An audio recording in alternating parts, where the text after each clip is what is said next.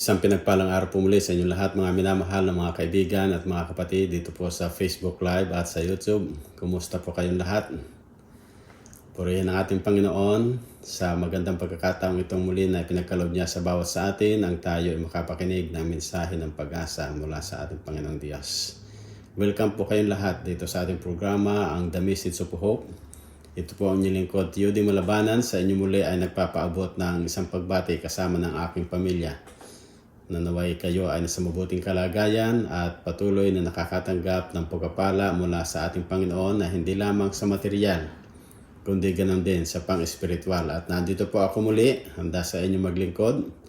At binabati ko kayong lahat na saan man kayo naroroon o anumang oras ninyo ito mapakinggan dito sa aking Facebook Live. Pwede po ninyo ito makita dito sa aking page ng Message of Hope. O kaya naman po ay dito sa YouTube.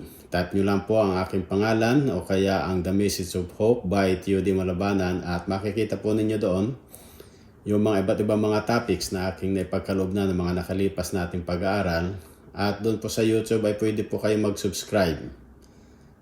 At ganoon din ay i-share ninyo yung link sa inyong mga kaibigan upang hindi lamang po kayo ang nakinabang, kundi ganoon din ang bawat isa na inyong mapag-share na mga link na ito ay pwede rin sila makapakinig ng salita ng ating Panginoong Diyos. At kung kayo po ay mayroong mga katanungan o kaya ay prayer request, pwede po ninyong i-message sa akin at kayo po ay aking isasama sa aking mga personal na panalangin o kaya dito po sa aming Prayer Warriors Group, sa aming church, sa Garden of Prayers namin, pwede namin kayong isama upang kung magkaganon anuman yung ating kalagayan sa buhay sa ngayon, ay ating idudulog sa ating Panginoong Diyos. Muli po, welcome kayo. At ganun din sa ating mga nakalipas na pag-aaral, lalo't higit po nung last month, nagkaroon po tayo ng Being in the Lord's Side Seminar. Ito po ay virtual evangelism na isinagawa ni Pastor Abel Cordero. At nandito po ang mga topics na inyo po makikita sa aming website, bernabefilipinoadventist.ca, o kaya naman po ay sa Facebook and YouTube ng Bernabe Filipino Canadian SDA Church. At inyo po makikita doon yung mga topics na kanyang naibigay at kung kayo po ay mayroong mga katanungan, handa po ako maglingkod sa inyo. I-message nyo lang po ako. At ako'y umaasa na ang pagpapala ng ating Panginoong Diyos ang patuloy nating kakamtin na sa kabila ng ganitong kalagayan ng buhay na may panibagong variant uli ng Omicron. Hindi natin alam kung ang gaano kahigpit ito o gaano katindi ang magiging epekto nito. Subalit tayo naniniwala at sumasampalataya sa ating Panginoong Diyos na tayo ay Kanyang iingatan. Manindigan lamang tayo sa Kanyang mga pangako. Yun po ang aking mga paunang salita sa inyo at ako'y umaasa na kayong lahat ay patuloy na iingatan at pagkapalain ng ating mahal na Diyos. Bago po tayo magpatuloy sa ating programa ngayong gabi o ngayong araw dyan sa atin sa Pilipinas, ay nais kong tayo muna po ay lumapit sa ating Panginoong Diyos sa isang panalangin. Tayo po ay sama-samang manalangin. Kagalang-galang at mapagmahal po naming Diyos, sa mambanal namin makapangyarihan sa lahat. Isang kagalakan muli sa bawat sa amin ang sa inyo ay lumapit sa oras na ito.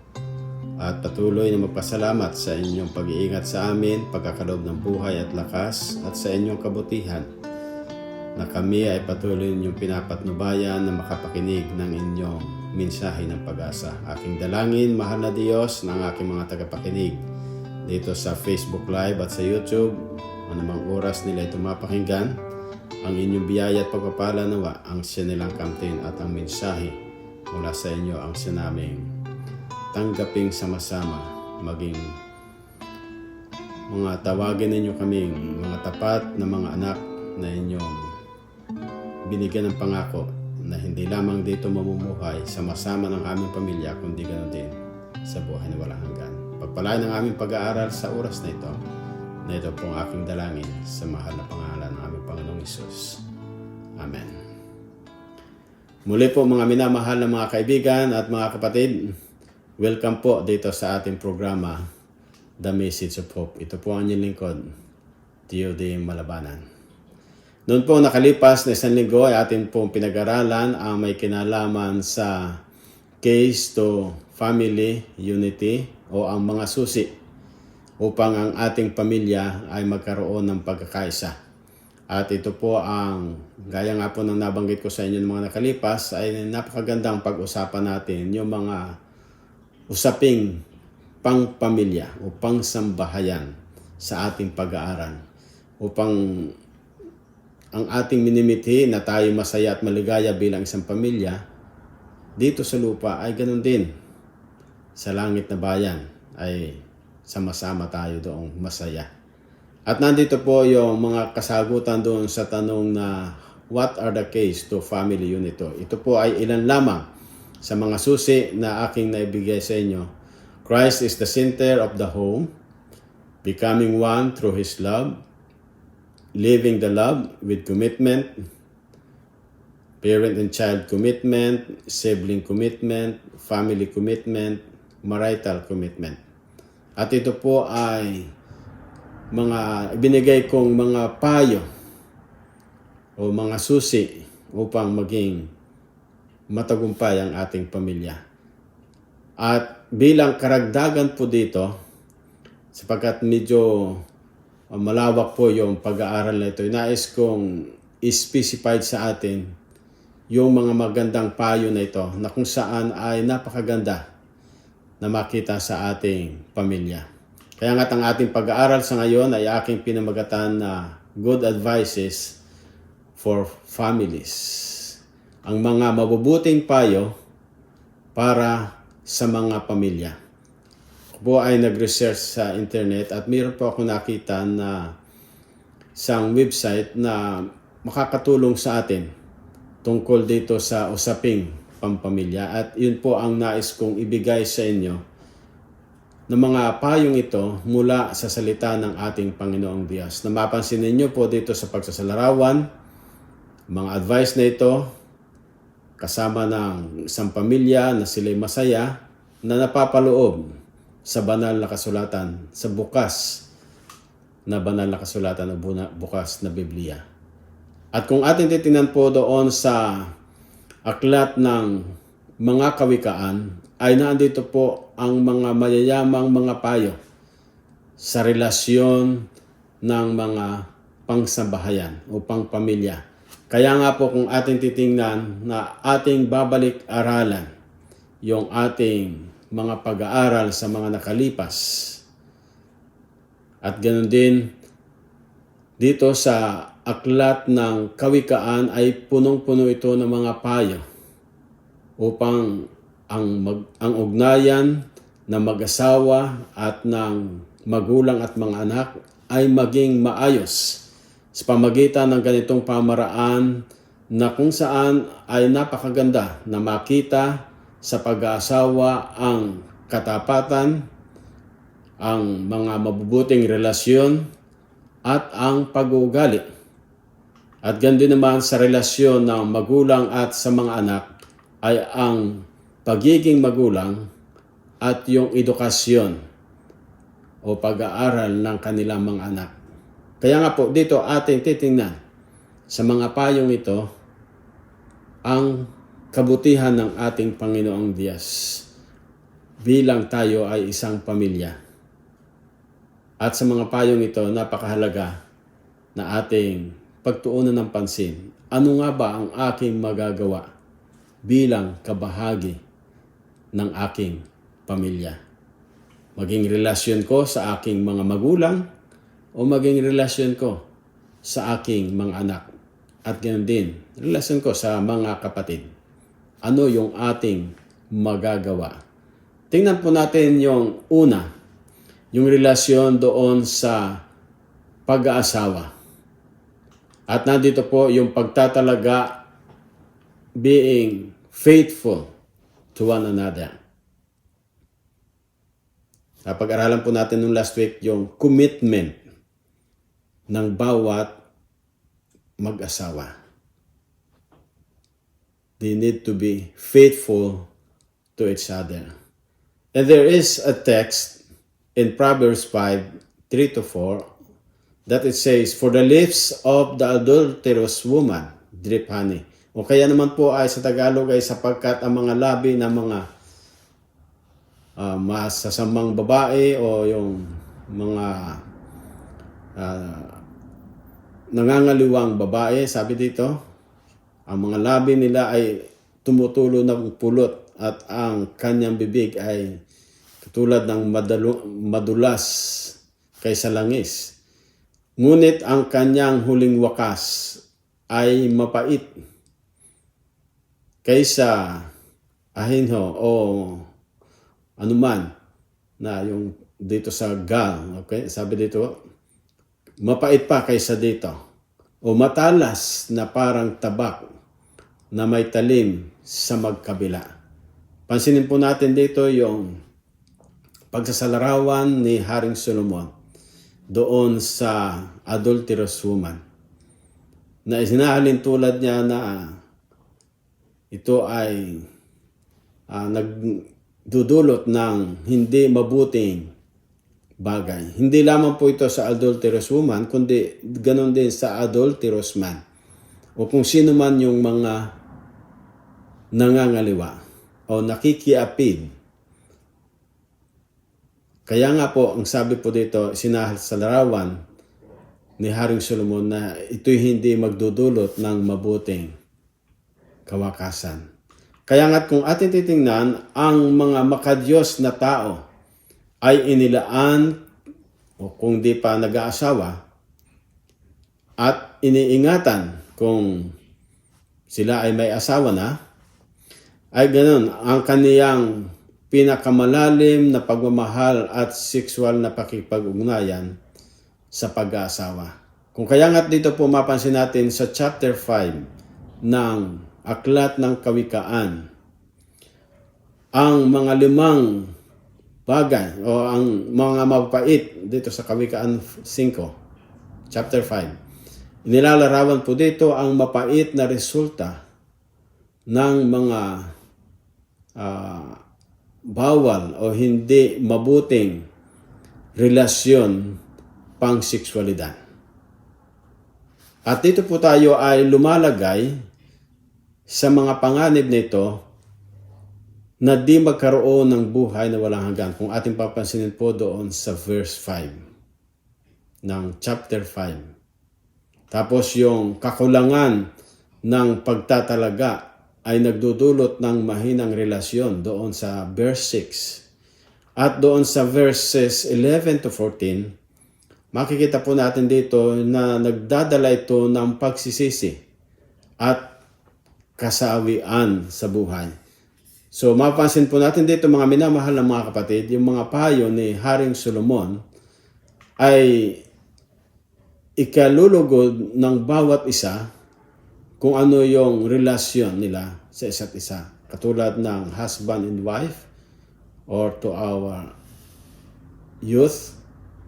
Nandun po, sabi dito ni Haring Solomon, therefore, Solomon advised us to enjoy sexual intimacy with our spouse and always rejoice with the wife or husband of our youth. So yun po ang napakahalagang payo sa bawat sa atin na sa unang kalagayan ng bilang mag-asawa, yung pagiging faithful natin sa isa't isa.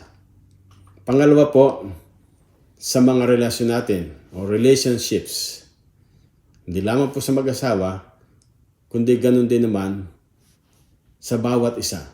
Na ang sabi po dito, better to live on a corner of the roof than to share a house with a quarrelsome wife.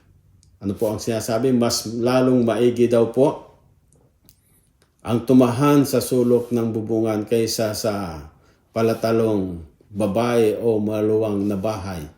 Ano po ang nais idein dito sa atin mga minamahal na mga kaibigan? Kung ang ating kasambahay ay naandoon na hindi maganda yung kanyang nature o yung kanyang likas, dapat nating siyasatin ang ating sarili. Ano yung maitutulong natin upang maging mabuti? O kung tayo man ang ganon, ano yung ating magagawa para maging mabuti ang ating relasyon sa ating kapamilya, lalo higit sa relasyon ng mag-asawa. Kaya nga po dito ay dinidiin na ni Haring Solomon, mas mabuti pa yung mabuhay na kung saan ay naandun lamang sa isang sulok ng tahanan kaysa isang maluag o malaking tahanan na naandun naman ang hindi magandang relasyon ng bawat isa.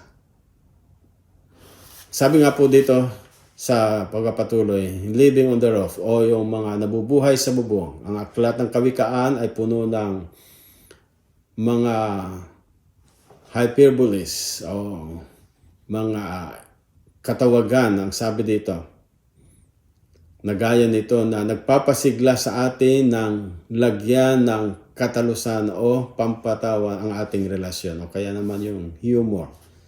Maging mabuti yung ating hindi laging napakasincere o hindi laging seryoso, kundi napakaganda mayroon ding humor sa ating sambahayan. Ang masayahing saloobin ay tumutulong sa maayos na pakikipag-usap. Tumutulong itong mapagaan ang mga isyu. Gayunman, hindi dapat gamitin ang pagpapatawa upang paliitin ang mga seryosong isyu. So, nais pong idein dito, kung tayo ay mayroong isyu na hindi natin mapagkasunduan bilang isang pamilya o bilang isang mag-asawa, huwag natin daanin sa isang joke o sa isang patawang pamamaraan, kundi gampanan natin yung bahaging maisaayos kung ano man yung issue sa isang lalo't higit doon na nakalipas natin pag-aaral na si Kristo yung sentro upang maging maayos. At ang sabi po dito sa pagpapatuloy, an arguments or constant calls, ang sabi dito po yung mga pagtatalo-talo o palaging pagsimangot o mga reklamo ay mga sintomas ito ng masamang relasyon. Kaya ang susi sa mabuting relasyon sa pamilya dapat ay tapat at mabait na pag-uusap o mabuting pag-uusap ng isang pamilya. Kinakailangan po yung kayo ay o yung tayo ay magkaroon ng mabuting usapan. Lalo tigit sa panahon po ng worship. Atin pong ugaliin na magkaroon tayo ng worship in the morning, worship in the evening, upang kung magkaganon ay maging maayos yung takbo ng ating pamilya. At doon po sa panahon ng worship, pwede ninyong, bago kayo mag-pray, doon ninyo talakayin, ayusin yung mga hindi ninyo pagkakasunduan sa maghapon. Kaya nga po, katulad ng payo rin po ni Haring Solomon sa ibang mga sulat niya sa Proverbs ay dapat ay hindi tayo matutulog nang hindi kasundo o magkasundo ang ating pamilya o kaya yung sa relasyon ng mag-asawa. May sulat si Ellen White sa kanyang sulat doon sa Adventist Home, page 118. Sabi po doon ay hindi dapat subukan ng asawang lalaki o asawang babae na kontrolin sa hindi makatarungang paraan ang kanyang asawa. Huwag pilitin ang isa na sumunod sa iyong puso, sa iyong gusto, Hindi mo pwedeng gawin at panatilihin ang pag-ibig ng bawat isa. Maging mabait, maging matiyaga, matiisin, mapagbigay, at magalang. Sa biyaya ng Diyos ay magtatagumpay kayo sa pagpapasya sa isa't isa, gaya ng pinangako niya sa inyong kasal. Kung kayo po ay doon sa inyong commitment nung tayo ay nagpakasal, till death do us part. Ganun din po, for better or worse, or doon sa in health or in sickness, let's do it till death do us part. Yan po yung commitment natin. Kaya hindi natin i-expect na ang isang pamilya ay talagang perfecto. O yung isang relasyon ng mag-asawa ay hindi natin masasabing wala silang hindi napagkasundoan. Kaya nandito po, bagaman yun po ay bahagi upang maging matibay ang relasyon. Kung ang pundasyon natin ng ating pamilya ay si Kristo, hindi tayo po matitibag. Kaya nga po, ang sabi dito, maging mabait tayo, matyaga, matiisin, mapagbigay, at magalang. Unaan doon yung respeto natin sa bawat isa. Pangatlo po dito ay yung ating karakter. Kumusta po yung ating katangian o yung ating pag-uugali? Din po doon sa aklat ng Kawikaan, sa Proverbs 31 verse 10. Isang mabait na babae, sinong makakasumpong? Sapagkat ang kanyang halaga ay higit na makapupuko kaysa sa mga rubi. O kaya sabi po dito, ang kanyang halaga ay mas higit pa kaysa sa mga rubis. Ano po ba yung rubis na ito? Ito po isang mahalagang bato. Parang din po itong diamond. Mahalagang bato na kung saan kung masumpungan natin sa likas o karakter ng isang babae. Dito po sa chapter 31 ng Proverbs, dito po ay naka-identify kung ating papansinin doon sa verses 10 to 31. Yung mga magagandang likas na masumpungan dapat o mahalaga doon sa ating asawang babae. O kaya naman po sa atin bilang mga asawang lalaki. O sa bawat isa sa pampamilya. Kaya po ang sabi dito, ang Kawikaan 31:10 to 31 ay isang parang acrostic ito. Na bawat talata ng tula ay nagsisimula sa bawat litra ng alpabeto ng Hebreo. Inilalarawan sa tulang ito ang mga katangiang dapat sa ulirang mag-asawa ay makita.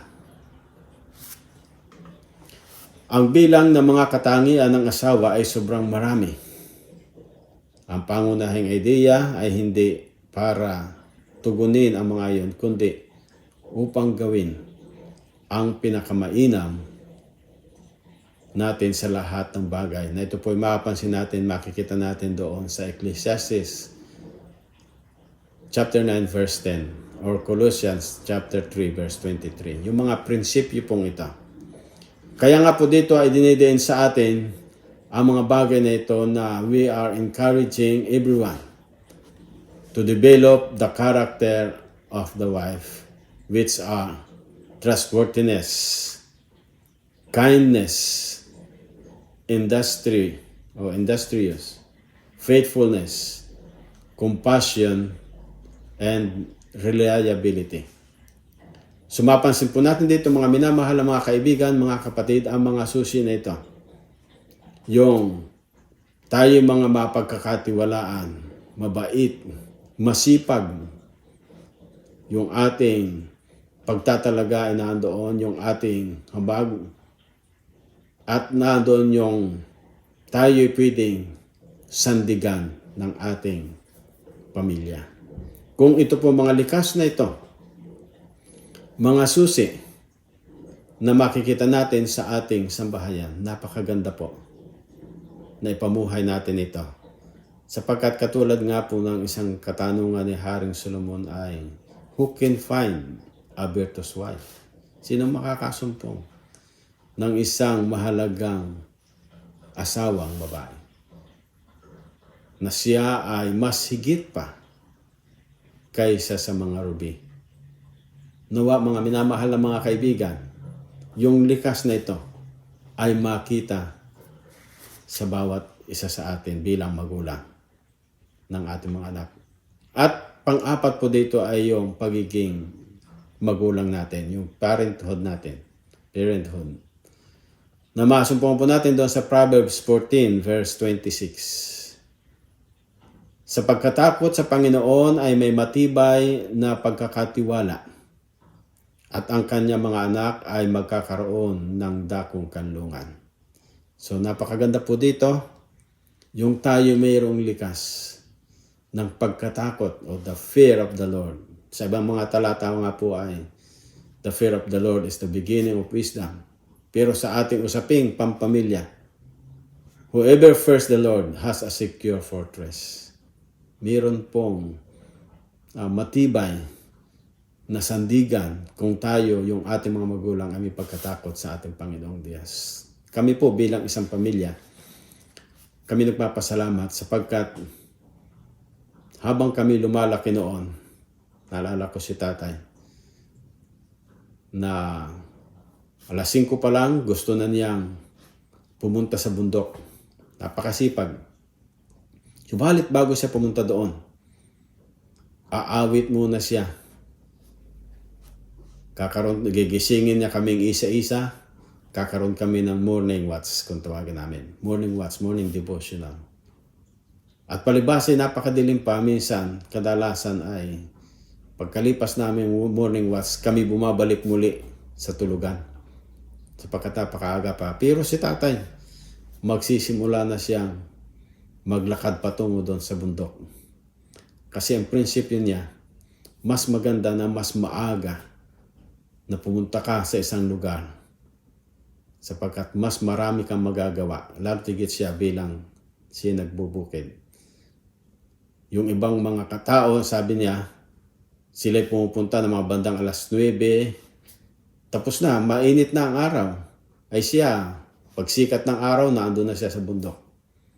So ano nais ko lang pong idein dito mga minamahal ng mga kaibigan. Yung pagiging magulang natin. Napakaganda na yung ating mga anak mayroon silang sasandigan, kanlungan. Halimbawa tayo para sa kanila. At ang sabi po dito sa katanungan ay, what does Proverbs states about how parents should behave? Sabi po dito, family should come before work. Ang una daw po ay dapat ang pamilya ay bago magtrabaho. Sabi po doon sa chapter 15 verse 27. Mas maganda na sama-sama silang lumapit sa ating Panginoon bago magtrabaho. Sa chapter 12 verse 16 and 15 verse 1, be patient and control your feelings. Napakahalaga na po na tayo maging matyaga at kontrolin natin kung ano yung ating damdamin o simbolyo ng ating damdamin. Kung tayo nagagalit sa ating mga anak, kontrolin natin na huwag natin aabusuhin. Yung pagkagalit natin ay pagka hindi natin na-control, hindi ito magdudulot na mabuti.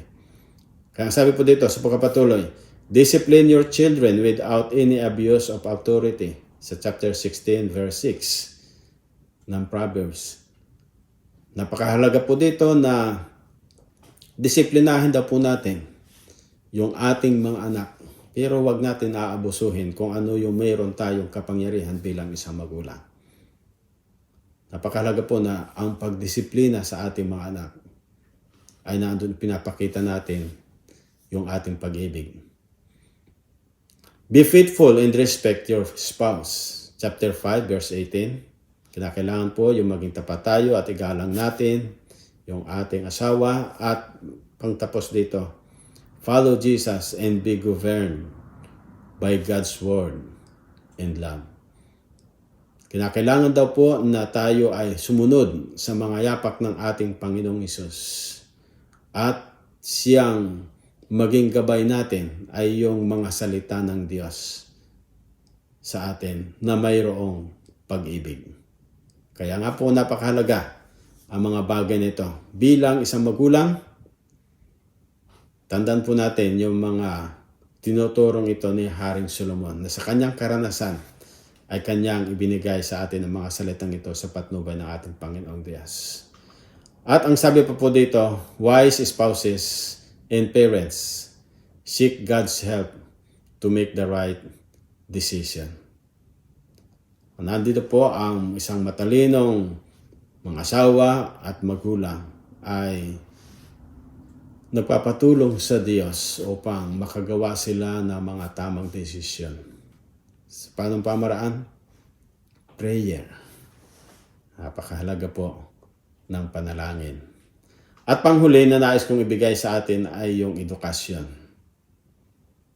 Ano po ang ating maipapamana sa ating mga anak? Maaari kung tayo mayroong kayamanan, may mga pag-aari, hindi po ito yung mga tamang pamana, kundi higit sa lahat ay yung edukasyon ang magandang ipamana natin sa kanila. Na tayo man edukha o maralita, subalit kung ating napatapos ang ating mga anak sa tamang edukasyon, napakaganda ang kanilang magiging kinabukasan. Ang sabi po doon sa aklat ng Proverbs 13 verse 24, He who spares his rod hates son. Sabi po doon, sa sino man daw po na nag-uurong ng kanyang pamalo ay napupuot sa kanyang anak. Ngunit siyang umiibig ay nagpaparusang paminsan-minsan. So pagkaminsan po, kinakailangan din yung pamalo. Naalala ko noong bata pa si Krista, yung amin pong anak. Samantalang siya ay lumalaki, mayroon kaming idinidiin sa kanya. Pagka halimbawang siya ay mayroong gusto na hindi naman mabuti, minsan binalagay namin siya doon sa corner. Hanggang sa papakita namin sa kanya, mayroon kaming pamalo. Pero hindi naman namin pinapalo sa kanya para lamang madisiplina siya na huwag niyang gawin yung mga hindi nararapat gawin. So ganun din po ang sabi po dito, kung iuurong daw po natin yung ating pamalo, ay wala sa atin ang pag-ibig sa kanila. Kaya nga po mga mahalagang payong ito na ating papansinin katulad ng isang maliit na puno. A small tree needs bracing, care and protection to grow properly. Yung isang maliit na puno, kinakailangan nila ng suhay upang sila ay lumago sa tamang pamaraan. Katulad din daw po dito, ang mga bata, kailangan nilang madisiplina mula pagkabata upang magkaroon ng tamang pag-uugali. Patuloy na pag-ibig at pagtatyaga sa pagtuturo ang susi sa pagsaway at nakakaligtas na pagdisiplina kasama ng patuloy na pagiging halimbawa para sa kanila.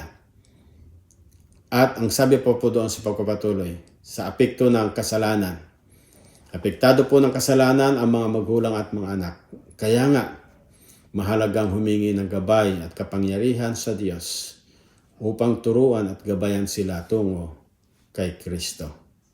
So napakahalaga ng bagay na ito na inyong mapansin na ang ating sambahayan ay maturuan natin ang ating mga anak sa tamang edukasyon. Sabi nga pa po doon sa Proverbs 22 verse 6, Train up a child in the way he should go, and when he is old, he will not depart from it.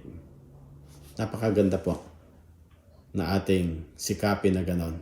Naturuan natin ang ating mga anak sa tamang daan nilang paruroonan. At pang huling nais kong ibigay sa inyo mga minamahal na mga kaibigan at mga kapatid, ang quotation ito ng lingkod ng Diyos na si Ellen White. Masumpong natin sa aklat ng Adventist Home, page 23. Magiging pagpapala sa sambahayan ang pagsimpatiya, the sympathy, forbearance, and love. Alam po dito? Yung pagsimpatiya, pagtitiis, at pag-ibig sa pakikitungo sa mga anak. Mapapalambot nila at masusupil ang mga ugali ng mga nangangailangang maging masayahin at tahimik. Nagpapasarap at nagpapabuti ang presensya ng bata sa tahanan. Ang batang pinalaki sa pagkatakot sa Diyos ay pagpapala. Ang pagkalinga at mapagmahal o pagmamahal sa mga umaasang kabataan ay umaalis sa ating magaspang magagaspang na ugali, ginagawa tayong mapagmahal at maawain at may impluwensyang magdudulot ng mas mainam na pag-uugali sa atin. Kung ating papasinin dito mga minamahal na mga kaibigan at mga kapatid, ang mga payong ito, napakahalaga nung tayo mayroong simpatiya sa ating mga anak. Pagtitiis o pagtitiyaga natin na turuan sila. Higit sa lahat yung ating pag-ibig sa kanila ay ating ipamalas, ipakita.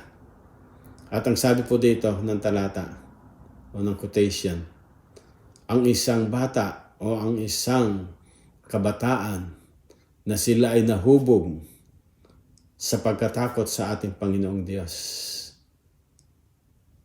Nandun ito'y pagpapala sa ating pamilya. At ganun din, bunga noon.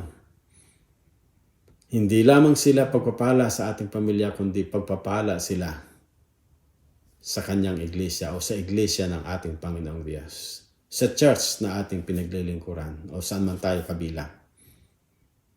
Kung atin pong nagagampanan ang mga bagay na ito, ako'y nakatitiyak na ang ating pamilya ay magiging maayos at nandoon makikita ang isang magandang relasyon ng pagsambahayan. Na katulad nga po ng sabi ko, na hindi lamang dito sa lupa isang pamilya, kundi ganun din sa buhay na walang hanggan. Mga minamahal na mga kaibigan at mga kapatid, naway ang mga pananalitang ito, mga mensaheng ito ng pag-asa, ay makapagbigay lugod sa atin mga magagandang payo para sa ikabubuti ng ating sambahayan. Kung kayo po ay mayroong mga kahilingan, ay inyo pong i-message sa akin. At atin pong isasama sa aming mga prayers. At kung ang ating pamilya ay hindi pa buo sa pananampalatayang ito ang pagkakataon na ating ilapit sila at idalangin sa ating Panginoong Diyos. Na katulad ng isang pagsasalarawan na ito na aking binibigay sa inyo. Ang ating Panginoong Hesus ay nagbibigay at nagtuturo sa atin ng tamang daan na dapat nating lakaran. Sundin lamang po natin siya. Mamuhay tayo sa pagtatapat sa Kanya. At sa dako pa roon ng ating buhay, ibibigay niya ang pinakabuti para sa bawat isa sa atin. Mangyari nawa mga minamahal na mga kaibigan, ang ating pag-aaral ngayong gabi ay naging pagpapala sa bawat isa. Patuloy lamang po na inyong idalangin ang bawat isa na miyembro ng ating kapamilya. Kung hindi pa po kayo lubos na nagkakaisa sa isang pananampalataya, mas mabuti po na ang mga salitang ito ay inyong idalangin sa ating Panginoon. Message niyo ako at kayo isasama ko sa panalangin na mabuo sa pananampalatayang mayroong pag-asa sa buhay na walang hanggan. Yung mga pinag-aralan po natin ng mga nakalipas, patuloy po ninyong isapamuhay sapagkat ako'y nakatitiyak na kung ito ang ating buhay na ating susunod ang ating Panginoong Hesus, tiyak ang buhay na walang hanggan ang sinating kakamtin. Bago po tayo magtapos sa ngayon, nais kong ibigay sa inyo ang isang awitin na ito po ay inawit ng isang pamilya. Dito po aking miyembro, head elder po namin dito sa aming church ng Bernabe Philcan Church, ang Piloneo family.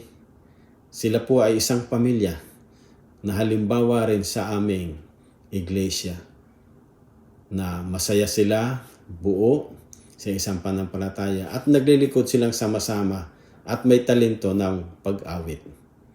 Kaya nga po ang kanilang aawitin sa atin na mayroong mensahe, I want Jesus more than anything.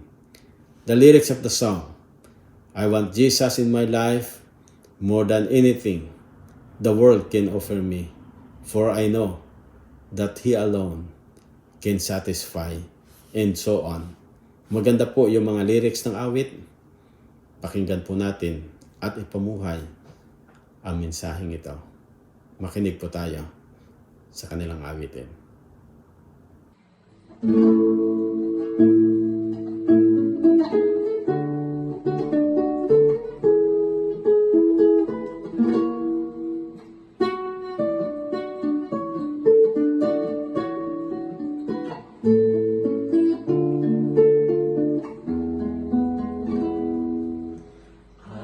Jesus in my life, more than anything this world can offer me.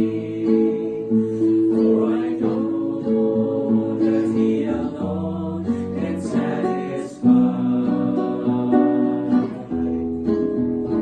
Just to know He's leading in my life is worth everything that I might sacrifice.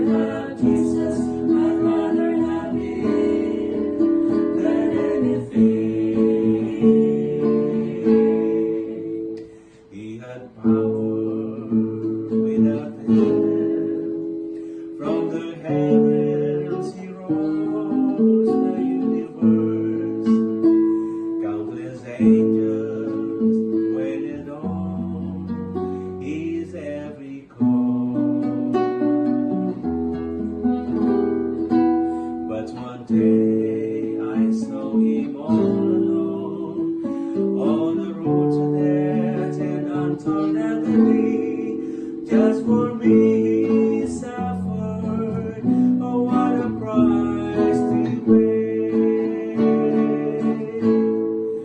Take the fame that I might want, and all the things that seem so dear. I'd rather have Him than any praise that man may give to me.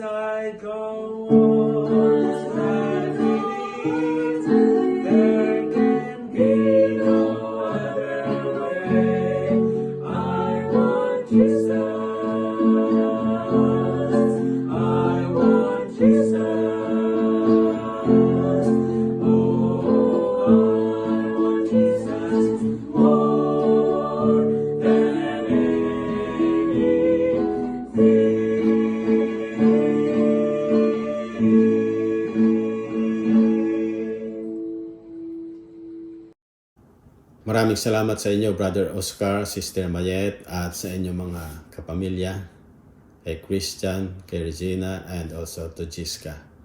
Thank you.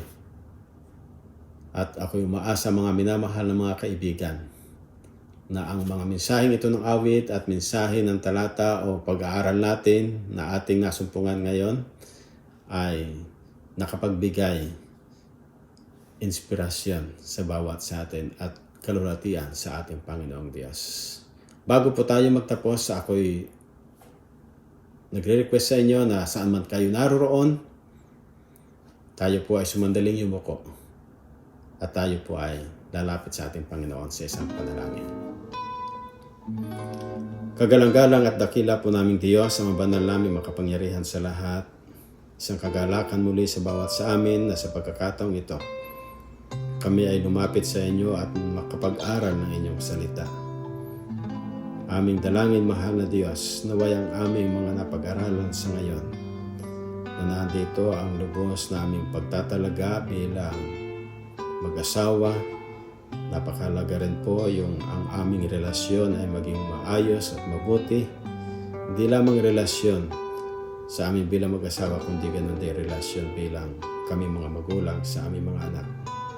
Mahal na Diyos, tulungan po naman ninyo kami na ang mga likas na ito, mga karakter na napakagandang makita sa inyong mga anak ay makita rin sa bawat isa sa amin. Aking dalangin, mahal na Diyos, narito ang aking mga kaibigan na sila ay mayroong mga kahilingan patungkol sa kanilang pamilya. Na sila, Panginoon, ay yung iba ay hindi pa buo sa pananampalatayang ito. Aking dalangin, mahal na Diyos, gumawa nawa kayo ng pamamaraan upang ang kanilang pamilya ay mabuo sa isang pananampalatayang mayroong pag-asa. Aking dalangin, mahal na Diyos, na naway ang inyong kapangyarihan ng Banal na Espiritu ang siyang umudyok sa kanila upang kung ang kanilang mga anak ay nalilinsad ng daan, naway sila, Panginoon, ay may tuwid at maisama sa isang pananampalatayang hindi lamang dito sila magiging isang pamilyang masaya, kundi ganun din sa langit na bayang inyong ipinapangako. O mahal na Diyos, aking dalangin na naway kayo ang siyang tumuhay sa bawat isa sa amin. Hindi ko man mabanggit ang kanilang mga pangalan sa ngayon. Mga nagre-request, mahal namin Panginoon, kayo nawa ang siyang tumulong sa kanila na dinggin ang kanilang mga kahilingan ayon sa inyong kalooban. Aking dalangin din, Panginoon, na mayroong mga karamdaman na inyong ipagkaloob sa kanila, Panginoon, ang kagalingan mula sa inyo. Yan din, Panginoon, sa na-aksidente, mga kapatid ni Sister Cha de la Piña, kay Ate Pibi, at yun din, Panginoon, sa mga iba pang mga kahilingan na aming natatanggap mula sa inyo. Nawa ay inyong ipagkaloob, Panginoon, ang lahat ng pinakamabuti at inyong ipagkaloob ang kagalingan. Maraming salamat sa inyong pagpatnubay kay Kuya Ding at kinudi, Panginoon, sa iba't ibang mga humihiling para sa kanilang pagpapagaling. Maraming salamat, Panginoon, na inyo rin pagpapatnubayan at iingatan ang bawat sa amin na sa kabila ng panibagong variant ng virus, ang Omicron, ay nasa kapaligiran. Naway hindi kami mahawaan ito. Manatili sa amin ang kalusugan at pagpapala ng aming Panginoong Diyos. Maraming salamat, Panginoon, na ang iba pa namin mga kahilingan ay inyong diringgin ayon sa inyong kalooban. Ang inyong bendisyon nawa ang siyang igawad sa bawat sa amin at pagkapatawad sa aming pagkukulang at pagkakasala. Maraming salamat sa inyong pagdinig sa aming dalangin na ito po ang aming nihiling ipapasalamatan sa matamis na pangalan ng aming Panginoong Hesus. Amen. Muli po, mga minamahal na mga kaibigan at mga kapatid, maraming salamat sa inyong pagsubaybay sa ating programang The Message of Hope. Magkita-kita po tayo muli next week. May God bless you all. And thank you very much for watching and also for sharing this link to your friends. Let's all share the gospel of salvation to all. And also to my members here in Burnaby Philcan Church, North Shore Church Plant, and the rest of our Filipino churches here in Lower Mainland of Vancouver. Happy midweek po sa inyong lahat. God bless you all and thank you very much. See you again next week at the same time.